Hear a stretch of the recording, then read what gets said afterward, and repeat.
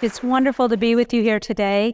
And I am retired as Senior Vice President from State Farm a year and a half. And so we're going to do a lot of reflection as I look back on my career and time in HR, and I'm happy to do that. But one of the things we did at State Farm, instead of the traditional bios, we did something called I Am Who I Am, and which just gave some personal sense of who I was as a leader, not as a title or not as a role. And so I'm going to share my I Am Who I Am story with you. And this is very common. We had leaders all over the organization that have these. So my name is Annette Martinez. I'm a wife, a mother, daughter, and sister. In my heart, I'm still a farm girl from a small town that has been blessed to experience the world. I am a leader committed to making a personal impact on everyone that I interact with. I am a Latina responsible for serving as a role model for others and for breaking down barriers for the next generation. I am a community leader passionate about making a difference in the world that we live. I am Annette Romero Martinez. Thank you so much, Annette. Already applause this early and we've just started. So exciting. As we continue this conversation today, I really encourage you all to stay present. I encourage you all to be in the Q&A. How often do we have the opportunity to sit down with a retired CHRO and ask the questions that we can't always ask? And as Annette and I were preparing for today, we had many conversations about going with the flow, being unplugged, taking a risk in the conversation. And that's what we're hoping you can all bring to this as well. So get that Q&A going. We're going to make sure we save time for that at the end as well. So let's jump on in and keep it real in this conversation. Awesome. Annette, I'll let you kick us off with a couple thoughts before we get into the conversation. Okay, excellent. Yeah, when we were planning for this, we just really wanted to say, let's just have some honest conversation. Of my 34 years with State Farm, over 20 of it was in human resources. And when I retired, I had responsibility for human resources, public affairs, diversity and inclusion. Basically, I said all the people aspects, serving our almost 60,000 employees across the country. And I had a leadership team and an employee population in my HR function of over 1,000 people. And so it was a lot of responsibility. And I tried to be in the moment. I'm somebody who loves HR. It really, to me, is about who I was. But as I've retired, I realized that I had not taken the disciplined approach to really reflect. And this is one of our big encouragements for you today is it's easy now, and I look back and I can be really honest with myself about things I wish I would have done, things that I felt that went well, but really taking the time in the moment while you're in the role to take some time to reflect. And so we're not going to have slides for each of these, but I think these are really just 4 simple questions that you can ask as you step back with you personally and maybe with your executive team to ask these questions. So why do we exist in this organization? What is the role of HR? Why are we here?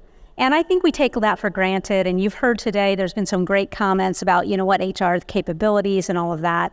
Everything I say today is with love to HR because it's so much of what I love to do. But I think we have to be honest with ourselves as well about some of the challenges. We should ask ourselves, why does it matter? So not only why are we here, why do we exist, but does it really matter to the organization? I believe, of course, yes, but I think we have to ask and really dig in to say, is what we're doing matter? The next one is why we struggle. And we're going to talk about a couple of things here as well. And then the last thing is, why we can, which I believe we have so much capability. So this slide really was just, I went out to ChatGPT and actually put the quote out there that say HR reputation. And on the right-hand side, you can see the reputation of the HR department can vary. And it was very positive in what it pulled up. There was a lot more, and I would encourage you to go out there and look at it because it's very fascinating. And then it made this shift to what you see on the left-hand side about not all HR departments are created equal. And these were some of the areas that they said, this is why we struggle. Communication, favoritism, and we're going to look at the next slide to just look at some of the surveys. So I went out and just pulled up a number of surveys and just looked at to say, what are they really saying about us? And you can see some of the references below, but I don't think I have to quote these percentages to you because I think you probably know. Now, I'm not a believer we're looking for 100%. Everybody should be a part of this, right? And everybody's going to love HR. We do some things we have to do, and it's not always positive to do that. But the question is, are we earning some of this reputation? I would ask my team that often. And one of the key things that I learned, and we may be talking about this later, was I had my former HR vice president that asked the question, if we gave each business area the opportunity to hire you internally or to go outside, who would they hire?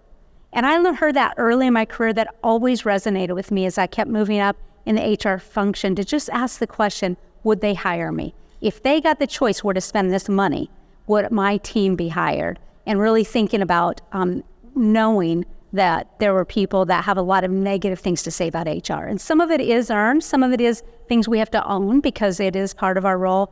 But I do believe there's a lot of intentionality we can do to make it more positive too. So what we just decided to do was really just base the conversation today on these kind of three things. There's so many other things, a lot coming into HR, but just talking about how we can be aligned to the business and really add value. Is our talent in HR really the appropriate talent? I don't know about you, but we had an organization that people maybe not were successful in their other areas, so they'd say, well, they'd be great in HR because they like people. And my response to that, and you can use this, I would just say to them, that would be great, and I'm going to assign them to your area. And of course, they don't want them then. But you can't just keep dumping talent in HR and think that's your right talent. So I think there's some deliberateness around that. And the last is really, are our people capable? And I think we've heard a lot about change.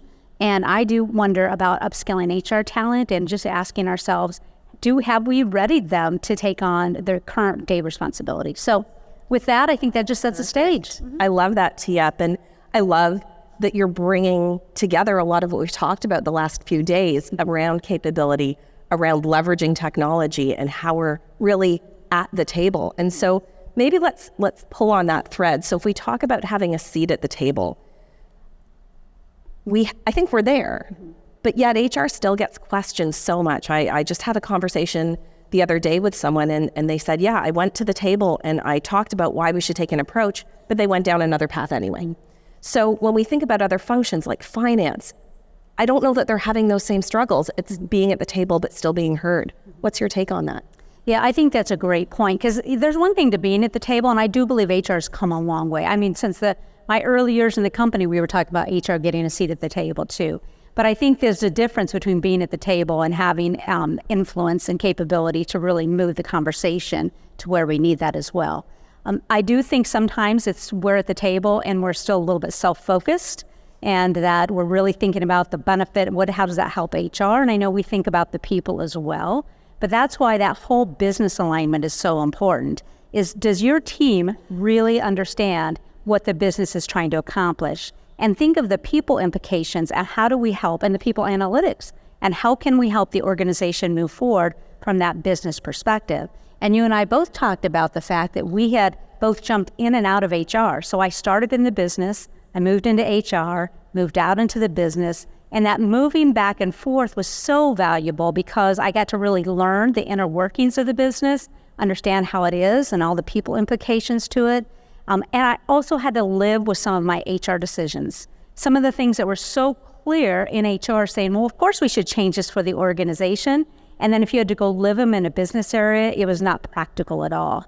And I think that's why I really encourage people to get out and understand the business. So if it's not moving your role, to me, it's around really having deep conversations with the business to say, how do we best help move us to the common mission of the organization, not just what HR is trying to accomplish. I love that. And it's that curiosity and inquiry of what impact am I actually having out in the business for this HR decision. So just a few moments ago, you said, if you gave your business leaders a choice, would they outsource or keep you? So what are the questions CHROs should be asking to understand where their business leaders sit? Maybe they can ask that question straight up, but not everyone can. So what are some of the inquiries the CHROs in this room should be making? Well, I think you can ask that question in a lot of different ways to do that. But so my job as a CHRO was really to work with my counterpart in other business areas and just ask the question, are we delivering value? Where are we not delivering value? What were the things that you wish we would have done we aren't doing? Where are we creating disruption in your business? And some of those things, for instance, we did big technology upgrades, and those disrupt. because employees are going through a change, and there's a lot of things that they have to learn, and it becomes very disruptive.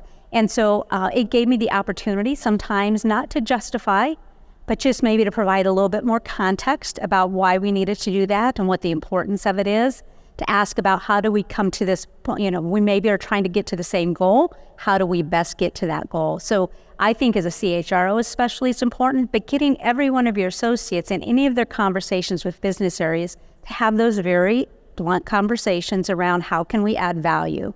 And I think it really gets to the point, do they like the fact that they have to pay for a year? And because we are a cost to the organization, we're the largest cost to the organization in many cases.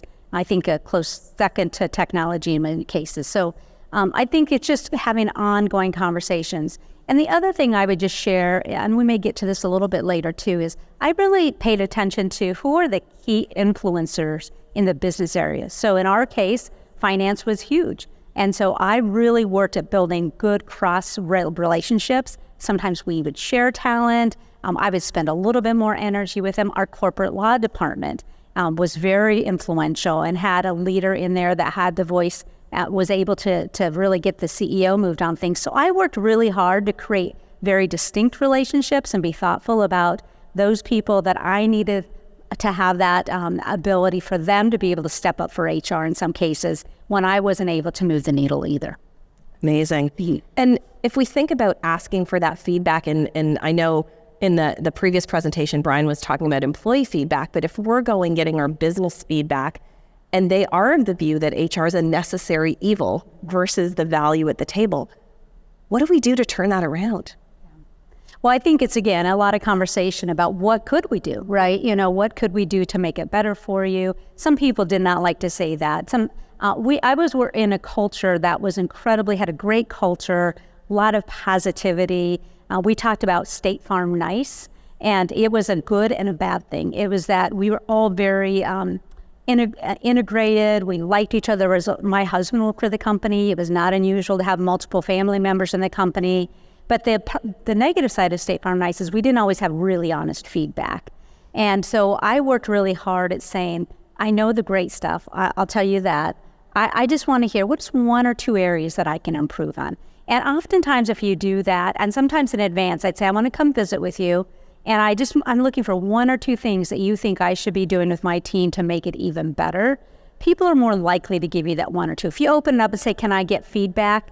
There's a lot of angst around that too. So just really trying to be very thoughtful about building that out. And going in, I always try to be very mindful about not getting defensive. And it's hard because there were some things they said that were hurtful, and you'd be like, I worked really hard at that, and our team's working really hard at that, and apparently we're not making progress. That was for a later time. That was for me to go behind the scenes and cry. I think we talked about crying earlier today, but to go behind the scenes and deal with my emotion at that time. My time with this person is to really be open-minded to what they have to share as well.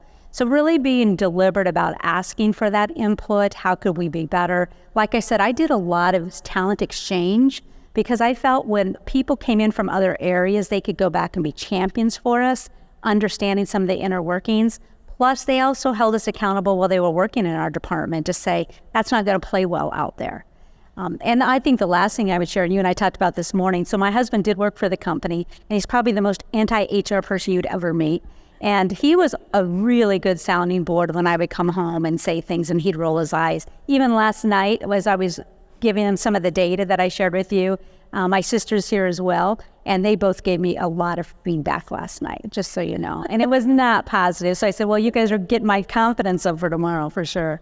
I'm seeing if they're standing in the back of the room judging you right now. I don't think so. They could be, though. Well, let's talk a little bit about talent then. So one of the things that resonated with me yesterday in the closing conversation around the future and technology was really about us being a part of where it goes versus being pulled along, and being that not just champion, but being a driver. So when we think about HR talent being future ready, how do you ensure you're doing it effectively? How do you ensure that you're driving the bus versus getting dragged behind the bus? Yeah. So I find it interesting that I felt like our HR leaders, all good people, all people who really loved what they were doing, were some of the worst for change. I mean, they really struggled with change. And I I happen to be an individual that is really high in the change scale. So I've taken lots of surveys, when you do self-assessments, and I'm really high. I love change. I love change in crisis. I love change when there's no crisis. If I'm in a kind of a rote type of role, I'm bored very easily. But in the middle of change, I still struggle with it. So even being somebody like me, I had to be very aware of the fact that people are struggling with change. But I believe, and I think I heard it said earlier today, that HR, we should be at the forefront of really equipping our talent, to test things out with our talent, to help them really get in front of what the trends are coming so they can model that it's going to be okay. I'm going to survive it. We can move forward to test things out that maybe doesn't work in the culture. And I think your HR team is a really great way to do that. And I'm not saying just experiment for experiment's sake, because you don't want to be reckless and you don't want to disengage your talent either in HR. But I do believe as we see the trends coming and we see where we should be moving, we should be upskilling our talent just slightly before everyone else. And we did some of that with technology, where we brought in some very different technology in the HR function before we were rolling out to the organization. And it was a little safer place to test it, but it really gave us a good indicator of how people were going to receive it. Yeah, absolutely. Mm-hmm. So let's get to a bit of story time. Talk to me about your role in HR and how did you disrupt it or rethink it? Was there a pivotal moment, a time when you went, I got to do this differently, or I've got to rethink how I'm approaching this? Yeah, that's a great question. We didn't talk about that. I know. So I like that. We're keeping it real and unplugged, no, right? Yeah, we really didn't talk about that. I can tell you exactly. I know exactly when it changed. I started the diversity initiatives for State Farm in 2002. I came back as an assistant vice president, and in our corporate office, I was in California, came back and started the work and did that for 3 years. I had employee relations, some of the functions of HR as well, but for the most part, I was really focused on diversity and inclusion, which is just a personal passion of mine. And 2 years in, my leader told me, I want you to go out to a business area, and I think it's time for you to go out and experience the business in a different way. And I said, no, I love what I'm doing, so leave me alone. And he and I were friends, so he let me say that. And then he came back in a year and he said, no more options, you're going out, you're leaving. So I was leaving what I love to do, and but they let me choose where I wanted to go. And I came here. I came to Florida. I was just an hour from here. And Florida has some really unique insurance challenges. For those of you who live here, you know that. And others, you probably pay attention because we have a thing called hurricanes here. And so I got to run that operation, our fire operations, which is home insurance here. And I came out begrudgingly and decided I'm going to make the best of it. And at least we get to live in Florida. And about a year in, maybe 6 months, I called my former boss and said, I'm going to never tell you again, but thank you because you did this for me, and I appreciate that. But that was a really pivotal time for me because I'm leading a really difficult operation. I'm living with a lot of the decisions we'd made. Diversity and inclusion had been my world for 3 years, and I really had to get back into understanding the entire business, how they all integrated. And when I came back from that, I served here 3 years, went back to corporate as an executive, and that was the time that I said, I get to be different now. This is a turning point for me to say, what do I want to be as an executive leader in this organization? I have now this business experience, I have the HR background, and I'm going to be this type of leader. And I really set the stage. And some of those things for me were, I was going to be really good at giving feedback because I was a sponge. I wanted feedback, and people would tell me all the good things. And I said, that doesn't help me get better. And so I really decided I was going to be very good at giving feedback. I knew my superpower was leadership, and I owned that instead of kind of him-hawing around. I just said, I love leadership. I love the people that I work with. I care about them, and I want them to be at their maximum potential. So I'm just going to really lean into that. And then I just thought, I'm going to make a difference that HR feels different in this organization. And I think, I think in each of those, I made some headway. It's not as much when you reflect back. It's never as much as you want. But I really made that as a time, very distinctly said, I'm going to be a different leader going back. And I think those are really pivotal times. You can do that anytime. You can just sit back and just say, I'm going to regroup, and this is where I'm at. It was such a good turning point because I was going out of business back into something different. But anytime you can make the decision to say, I think I want to be different, and however that looks.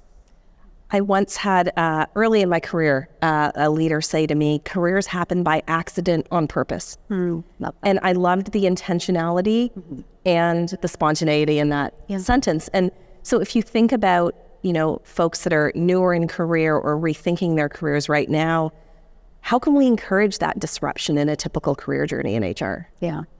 So one of the things I did when I came back is I made the decision. Now, at State Farm, our culture, again, is very long-term culture. If you were there 20 years, you were still a junior. It's changed quite a bit now because a lot of our jobs are contact centers, and so there's a lot of turnover in contact centers, and that's been a big cultural change for us as well. But I think when I came back, I decided I'm going to update my resume, and I will update it every year. And I'm going to choose to be with this organization, not because they've captured me and everybody stays here for 40 years, but I'm going to choose every year to be a part of this organization. And doing my resume really helped me reflect on what I was doing and the value that I added, and that I did have options and I didn't have to just stay in this organization. I use that personal experience in conversations with people to always say, be career ready. Choose to be here. If it's time for you to leave, let us support you in doing that, which was very anti-cultural for us, but really thinking about, I'm going to be here because I'm going to select it.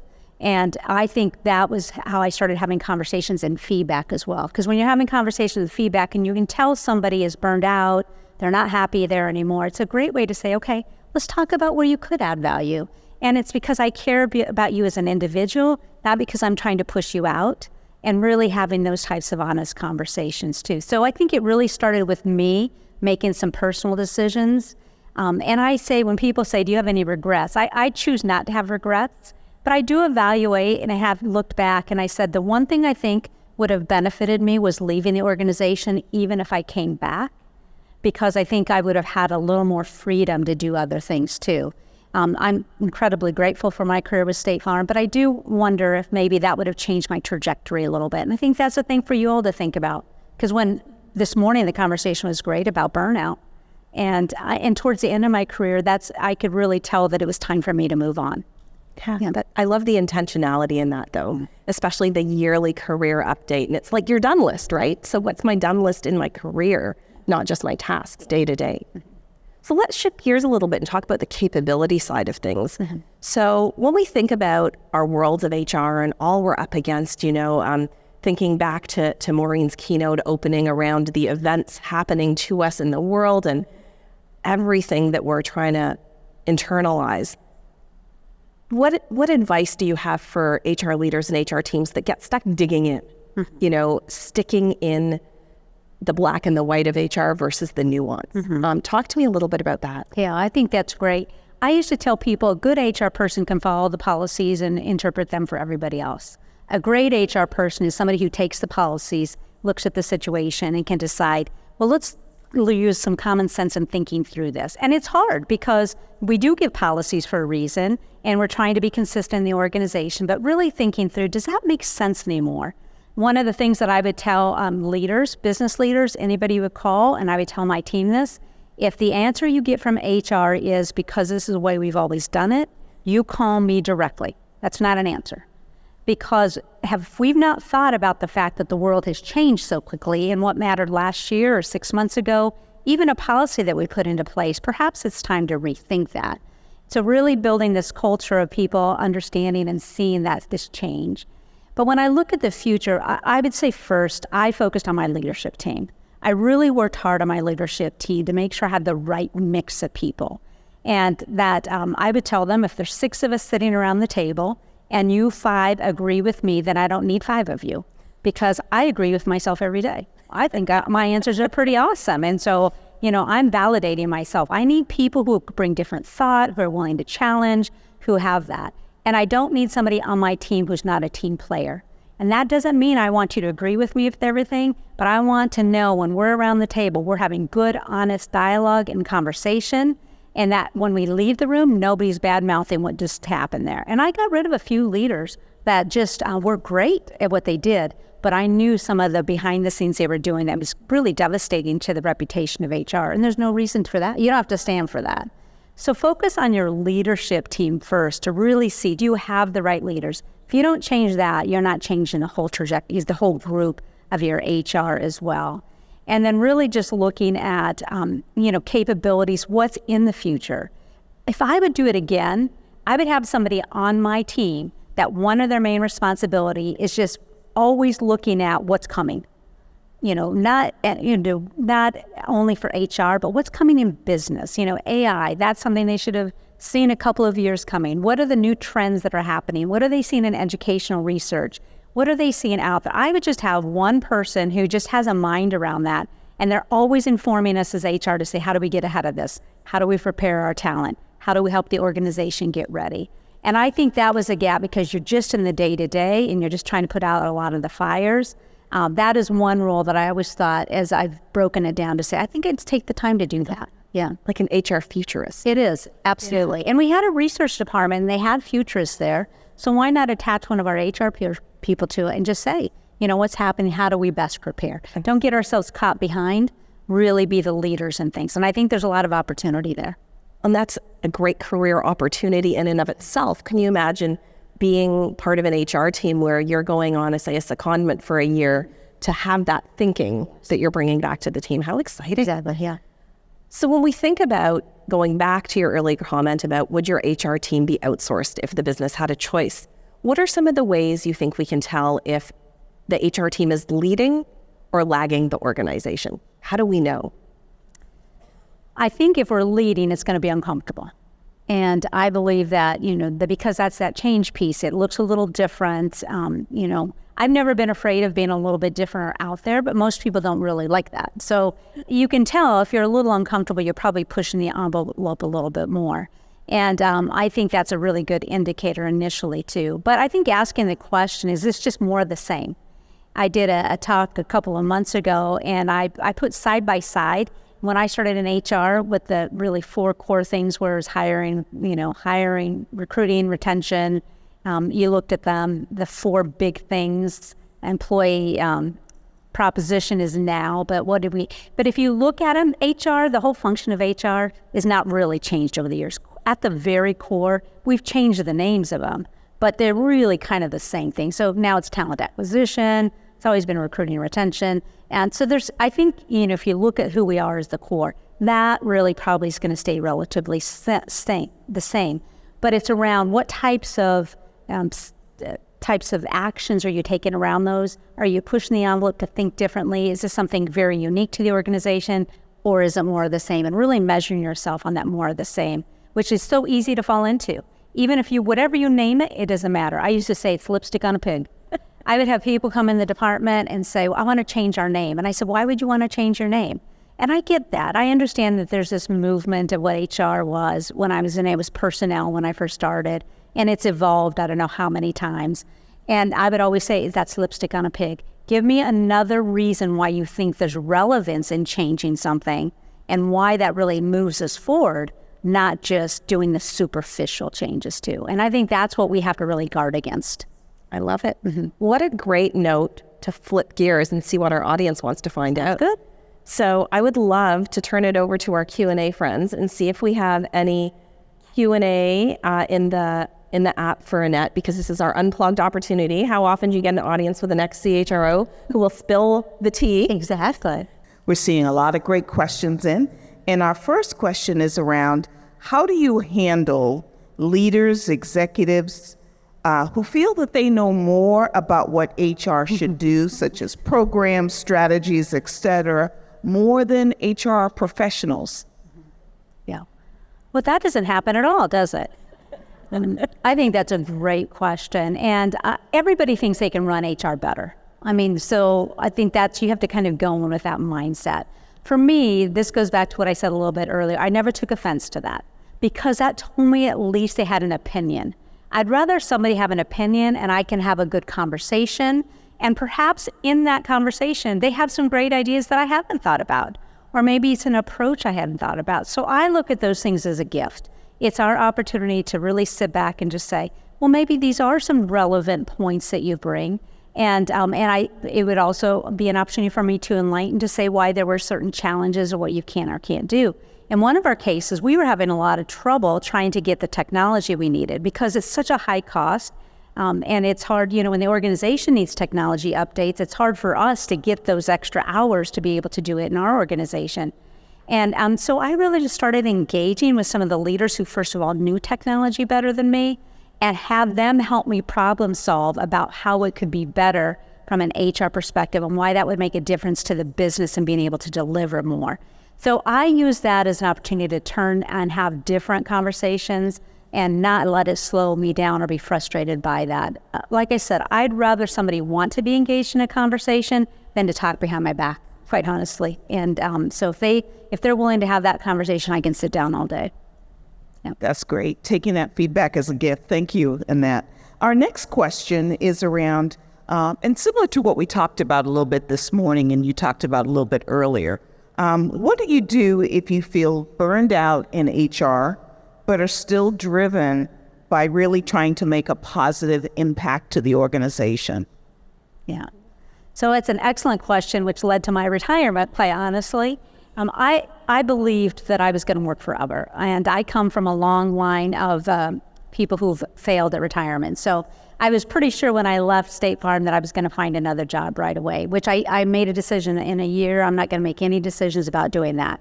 And I'm really happy with my decision. But here's what I found for myself is in HR, we have to manage sometimes what we say and be very thoughtful about when and where and who. And I started getting to the point where I wasn't able to manage that as well, which was very unusual for me. And I had to really ask myself some hard questions about, should I still be here? Am I adding value? I really care about this organization. I love State Farm. You will find most people that leave State Farm are just, very passionate about it.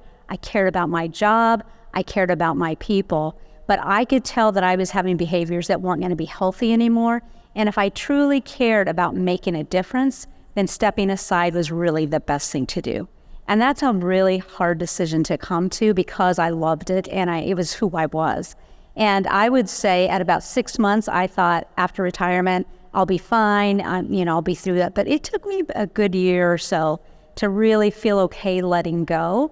I let go very clearly. The next leader, I groomed the leader that took my place. He's already retired. And I groomed the next leader coming into line, so I'm really proud of him as well. But I just knew I wasn't adding value anymore, and I think you have to be honest with yourself. And it was time for me to move on because I was going to become more of a detriment to my team, and I'd worked too hard to make it positive. And so you have to know that about yourself. If it's time for you to move on, accept that, and think about what's that next place for you and make yourself a little uncomfortable. Maybe you'll come back. It's not a forever. It's just maybe now is the time for you to think differently about where you're at too. And if you're the leader in that organization, don't do them a disservice by staying. Great. Thank you, Annette, for that wisdom on understanding timing in our careers. We've got time for one last question, so let me provide that to you. When you think about HR, we are always preparing the leaders around us to be ready for competencies and future things that will be needed. What would you say if you were to look forward into maybe 2045? What revolutionary aspects do you think HR practitioners need and skills they should have to be really productive in that era? Yeah. Can you go back a couple slides? Yeah. I want to go back to one of the quotes that I put in here because I just loved it. There we go. A shift from human resources to human results, where the pivot is from HR as a support function to HR as a force multiplier on talent. I love that quote. And that's what I think about when I think about what the future opportunity is for human resources in an area. Is to not just be the people, that is just kind of keeping up with it and you try to get ahead a little bit and something brings you down and, the world is coming at us so quickly and it's just hard to get in front. But this force multiplier I just love that. I think it's beyond talent. It is talent for sure. But I think we can be a force multiplier and really thinking as you have this futurist, somebody sitting in your operation that says, this is where the world's going. This is how we can think about it differently. Being a part of the strategic vision for the organization, how are we a force multiplier and adding incredible value to the organization? I think it's a really good question as you think about your operation and what does that look like for what you can do and be part of really being that leverage point for the organization, bringing it up and not bringing it down. I have goosebumps from that force multiplier. I love it. Yeah. Incredible. Annette, thank you so much for the candid conversation, the inspiration, and again, what an opportunity to sit down and have that tenure of reflection in front of us. Thank you so much. Thank you so much. Good luck to you all.